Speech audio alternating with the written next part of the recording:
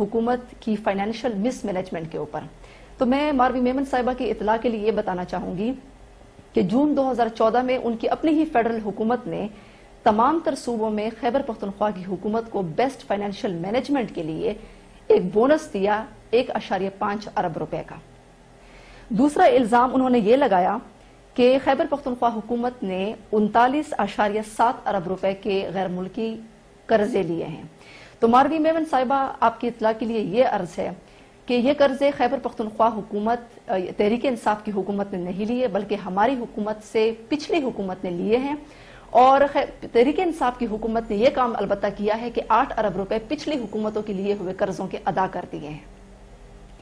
तीसरा इल्जाम उन्होंने ये लगाया है कि खैबर पख्तूनख्वा ने रेवेन्यू टारगेट बहुत कम अचीव किया है।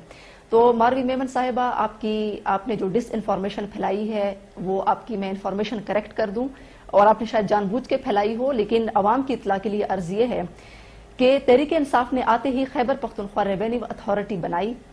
टैक्स में इस्लाहात हम लोग लाए, और उसके नतीजे में जो 2012 में हमसे पहले जो फेडरल हुकूमत सेल्स टैक्स कलेक्ट करती थी वो 3.25 अरब रुपए टैक्स कलेक्ट करती थी। खैबर पख्तूनख्वा रेवेन्यू अथॉरिटी के कयाम के बाद हमें 30 जून 2013 को टारगेट मिला 6 अरब रुपए का इब्तिदाई टारगेट, लेकिन हमने 7.4 अरब रुपए का हमने अपने टारगेट से ज्यादा वसूल किए। और 2012 जो कि फेडरल गवर्नमेंट जो सेल्स टैक्स वसूल करती थी उसके मुकाबले में 274% हमारी रेवेन्यू में इजाफा हुआ है। तो ये बिल्कुल एक गलत इल्जाम है, और इसकी तमाम तर फैक्ट्स जो हैं वो हमारी हुकूमत के पास मौजूद हैं, फाइनेंस डिपार्टमेंट के पास मौजूद है। मारवी मेमन साहिबा आप भी कंफर्म कर लें और अवाम भी कंफर्म कर सकते हैं।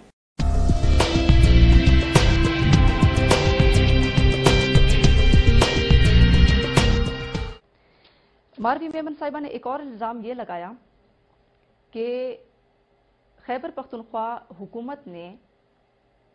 टोटल 83 बिलियन के एडीपी में से सिर्फ 25 बिलियन रुपीस 25 अरब रुपए खर्च किए हैं। तो उनकी इतला के लिए ये अर्ज है कि अकाउंटेंट जनरल के ऑफिस की जो रिपोर्ट है उसके मुताबिक और खैबर पख्तूनख्वा के जो फाइनेंस डिपार्टमेंट के जो अपने फिगर्स हैं उसके मुताबिक 83 अरब रुपए में से 69.782 बिलियन यानी 84% केपीके खैबर पख्तूनख्वा हुकूमत ने खर्च किए हैं। तो ये बिल्कुल एक गलत बात है कि 25 अरब रुपए खर्च हुए हैं। 84% हमारा एडीपी का यानी 69.782 बिलियन रुपीस हमारे खर्च हुए हैं।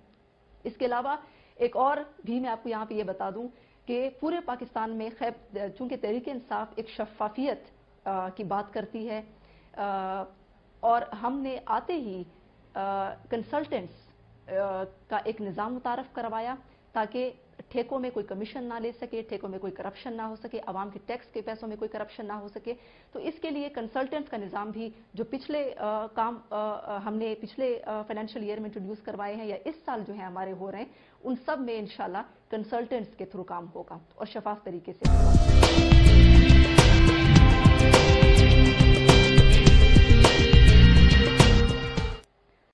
एक और इल्जाम जो उन्होंने लगाया हेपेटाइटिस के मरीजों के बारे में, तो उनकी इतला के लिए मैं ये बताना चाहती हूं कि तहरीक इंसाफ की खैबर पख्तूनख्वा हुकूमत ने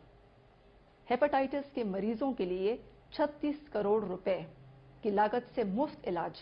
हमने फराहम किया 2013-2014 में, और 2014-2015 में भी हमारा अरबों रुपए हेपेटाइटिस के मरीजों के लिए मुफ्त इलाज के लिए रखे हुए हैं। इसके अलावा पाकिस्तान की तारीख में पहली मरतबा शुगर के गरीब मरीजों के लिए तहरीक इंसाफ की हुकूमत ने फ्री इंसुलिन बैंक कायम किया है, जिसमें 50 मिलियन की रकम से शुगर के गरीब मरीजों का मुफ्त इलाज किया जा रहा है।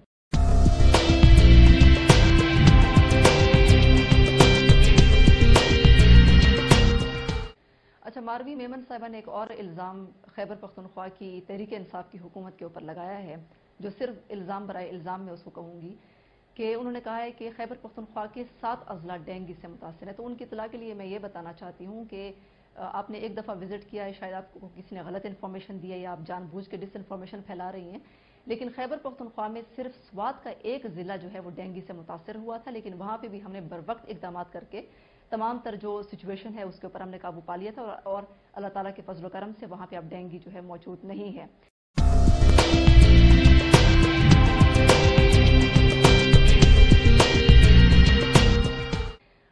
اس کے علاوہ میں آپ کی اطلاع کے لیے یہ بھی بتانا چاہتی ہوں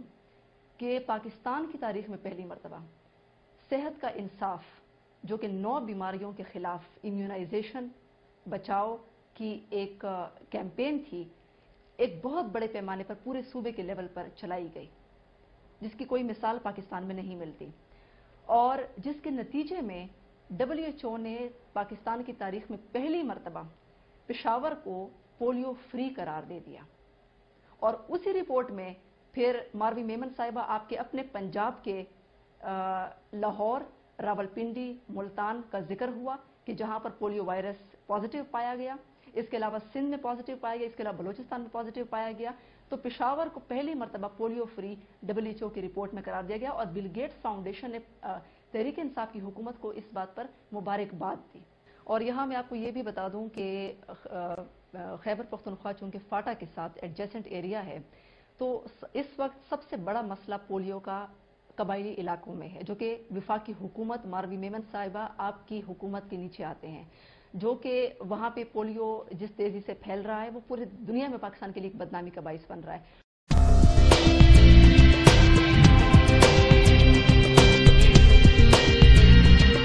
ایک اور الزام جو ماروی میمن صاحبہ نے لگایا وہ تعلیم کے بجٹ کے اوپر ہے، تو میں آپ کی اطلاع کے لیے یہ بتا دوں کہ پاکستان تحریک انصاف تعلیم کو انتہائی اہمیت دیتی ہے، اور ہم نے تعلیمی ایمرجنسی نافذ کر دی اپنی حکومت کے آتے ہی، اور میں آپ کو یہ بتا دوں کہ اس وقت پر کیپیٹا اور خیبر پختونخوا کی تاریخ میں سب سے زیادہ بجٹ 28% ہم نے تعلیم کے لیے مختص کیا، اور ہم نے مختلف پروگرامز شروع کی، جس میں تعمیر اسکول پروگرام ہے، جس میں ہم نے امیر اور غریب کے بچوں کے لیے ایک ہی یکساں نظام تعلیم، جس میں کوالٹی انگلش میڈیم تعلیم سرکاری اسکولوں کے بچوں کے لیے ہم نے انٹروڈیوس کروائی، جو کہ پاکستان میں پہلی مرتبہ ایسا ہوا ہے۔ کئی سیاسی جماعتیں، آپ کی حکومت تو بار بار آپ 30 سال اقتدار میں رہے ہیں، لیکن آج بھی پنجاب کے سرکاری اسکولوں میں جس قسم کی تعلیم دی جا رہی ہے، اس سے وہ بچے کبھی بھی انگلش میڈیم اسکولوں کے بچوں کا مقابلہ نہیں کر سکتے ہیں۔ انشاءاللہ خیبر پختونخوا کے اسکولوں کے بچے 21ویں صدی کے بچوں کا مقابلہ کر سکیں گے۔ اس وقت جو سچویشن ہے وہ یہ ہے کہ خیبر پختونخوا، اگر ہم خیبر پختونخوا اور پنجاب کا مقابلہ کریں تو پر کیپیٹا یعنی ایک بچے پہ جو حکومت جتنا خرچ کر رہی ہے، خیبر پختونخوا پنجاب سے دگنا اپنے بچوں کی تعلیم پر خرچ کر رہی ہے۔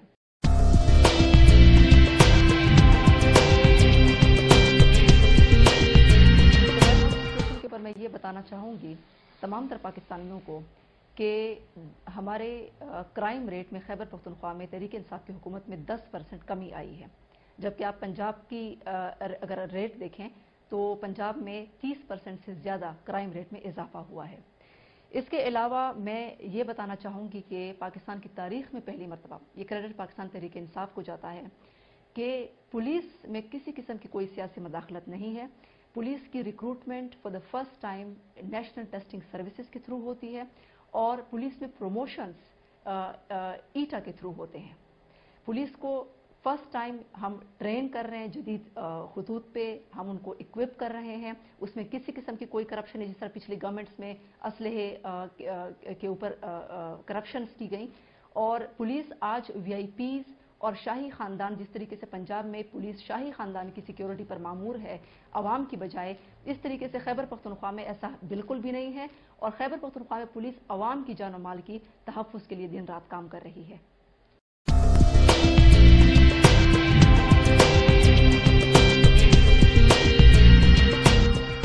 یہاں پہ میں پاکستانی عوام کی انفارمیشن کے لیے بھی بتانا چاہوں گی کہ پاکستان تحریک انصاف جس نظام کی تبدیلی کی بات کرتی تھی وہ، اور جو ہم نے اپنی مینیفیسٹو میں دیا تھا، وہ ہم نے آتے ہی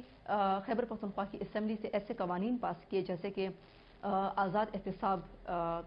کمیشن، جو کہ چیف منسٹر اور منسٹرز اور انفلوئنشل لوگوں کا बिला तफरीक जो है वो एहतसाब कर सकता है। राइट टू इंफॉर्मेशन, जिसमें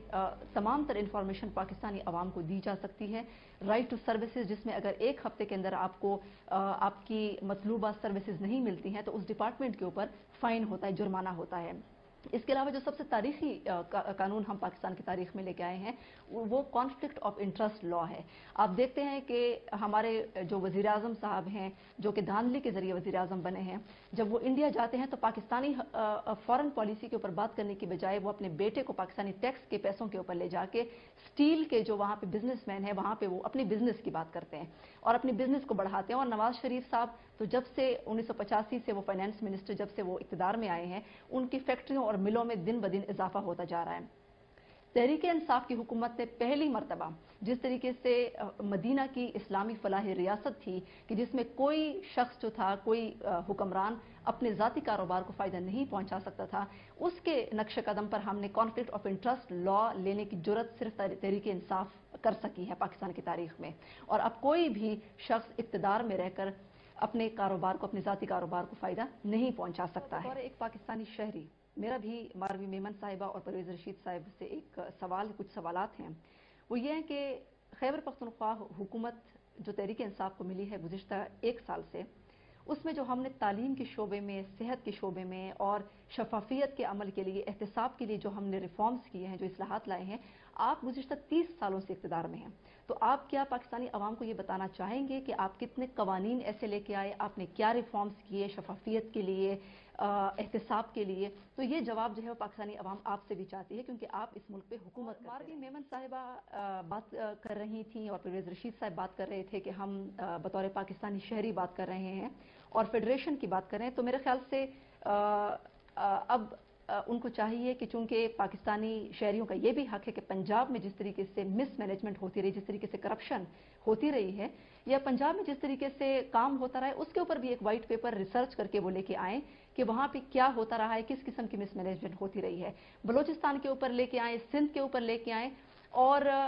बताएं कि यहाँ पे क्या सूरत हाल थी और सेंटर में मुस्लिम लीग नून की हुकूमत क्या करती रही है।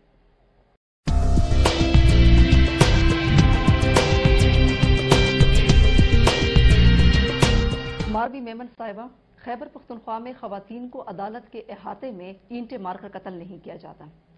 यहाँ पर खवातीन की बेहुरमती नहीं की जाती। खैबर पख्तूनख्वा में अकलियती बिरादरी की बस्तियों को सरकारी सरपरस्ती में जलाया नहीं जाता। खैबर पख्तूनख्वा में 54 बच्चों की अमवात नाकिस अद्वियात की वजह से नहीं होती है। खैबर पख्तूनख्वा में बच्चों की अद्वियात ऑक्सीजन ना मिलने की वजह से नहीं होती।